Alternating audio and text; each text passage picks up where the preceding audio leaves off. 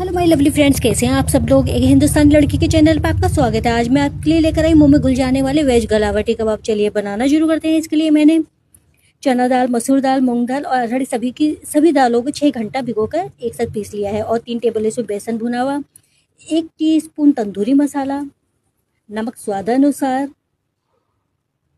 1 teaspoon लाल मिर्च powder और 1 table spoon अदरक लहसुन का पेस्ट डाला है। और इस मिश्रण को अच्छे से मिक्स किया है और फिर इसे एक साथ मिलाकर 30 मिनट के लिए फ्रिज में रख दिया।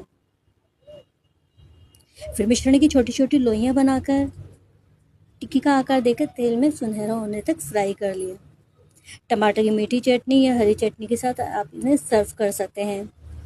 आपको ये रेसिपी कैसी लगी मुझे कमेंट बॉक्स में ज़रूर बताना। आप इन कबाबों को कब बना रहे हैं ये भी बताना। मिलती हूँ अगली वीडियो में, तब तक के लिए अपना खूब सारा ख्याल रखना। Bye bye.